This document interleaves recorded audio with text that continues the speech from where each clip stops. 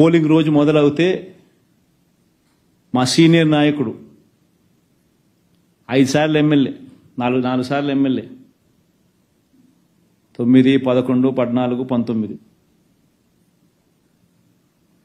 మంచి పేరు ఉంది కాబట్టి తను అన్నిసార్లు రిపీటెడ్గా 4 సార్లు వరుసగా ఆయన ఎమ్మెల్యే గెలుచుకుంటూ వచ్చాడు. బలవంతంగా అలాంటి వ్యక్తిని ఏకంగా ఇరికిచ్చే కార్యక్రమం. అంతకుముందు పల్నాడు జిల్లాకి ఎస్పీగా రవిశంకర్ రెడ్డి ఉండేవాడు. పాపం బాగా పనిచేస్తూ ఉన్నాడని చెప్పి ఆ రవిశంకర్ రెడ్డిని తప్పించేశారు. వీళ్ళు ఎలక్షన్ కమిషన్ను, వీళ్ళకున్న కేంద్ర ప్రభుత్వంలో వీళ్ళకున్న పలుకుబడితో బిందు మాధవ్ అని చెప్పి ఒకరిని ఎస్పీని తెచ్చుకున్నారు. ఆయన చేస్తూ ఉన్న ఆకృత్యాలు అక్కడ అంతా ఇంత కాదు అని చెప్పి ఏకంగా తెలుసుకుని ఎలక్షన్ కమిషనే స్వయంగా ఆయన్ను సస్పెండ్ చేసింది. ఆయన చేసిన అగత్యాలకు ఎలక్షన్ కమిషనే ఆయన సస్పెండ్ చేసింది స్వయంగా తెలుసుకొని.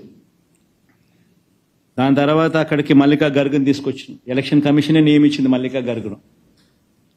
మల్లికా గర్గ్ ఏమో వీళ్ళ మాట వినడం లేదని చెప్పి ఆమెను ట్రాన్స్ఫర్ చేసేసినారు.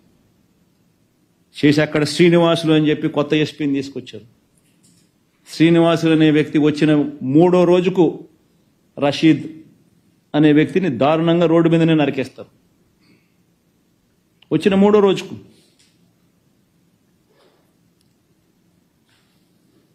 అసలు ఏ రకంగా జరుగుతూ ఉందంటే ఇప్పుడు ఆ స్లైడ్ ఏమో ఆ రెడ్ బుక్ సైడ్ ఇది చూడండి ఒకసారి. సైడ్ ఒకసారి మీరు చూడండి, హోర్డింగ్ చూడండి ఒకసారి.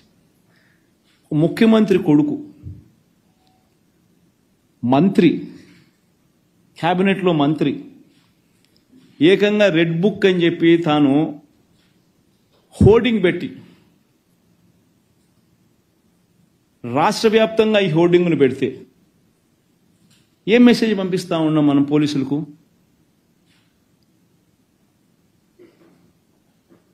నా లెవెల్లో మొదలు పెడుతున్నాము,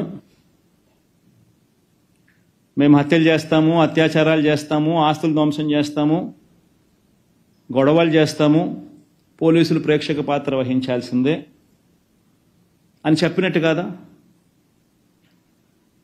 ఎవరైనా కంప్లైంట్ చేస్తే కేసులు పెడితే మీ తోలు తీస్తా అని చెప్పి పోలీసులు చెప్పినట్టు కదా?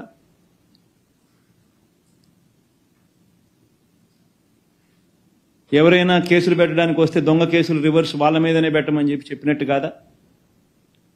ఈ రకంగా ఒక ముఖ్యమంత్రి కొడుకు రెడ్ బుక్ అనే దాన్ని హోర్డింగులు పెట్టించి ఏకంగా రాష్ట్ర వ్యాప్తంగా ఈ మాదిరిగా హోర్డింగులు పెడితే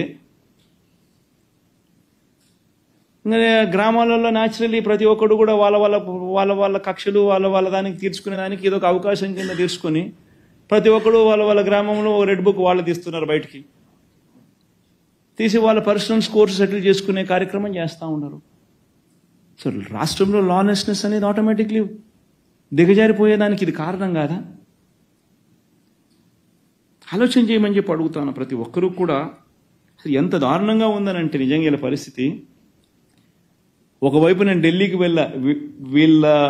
వీళ్ళ అగత్యాల మీద ఢిల్లీలో ప్రొటెస్ట్ చేయడం కోసం నేషనల్ మీడియాని పిలిచి పార్లమెంట్లోని అన్ని ఇంపార్టెంట్ పార్టీస్కి సంబంధించిన నాయకులందరినీ కూడా పిలిచి వాళ్ళందరికీ రాష్ట్రంలో జరుగుతూ ఉన్న పరిస్థితులను ఎక్స్ప్లెయిన్ చేయడం కోసం నేను ఢిల్లీకి వెళ్తే, ఢిల్లీలో నేను ఉండగా ఇక్కడ పెదకూరుపాడులో area market committee chairman, ex area committee మా హయాంలో మార్కెట్ కమిటీ చైర్మన్ సామిరెడ్డిని ఏకంగా కాళ్ళు చేతులు ఏకంగా వదిలేసినారు, చచ్చిపోయినాడని చెప్పి.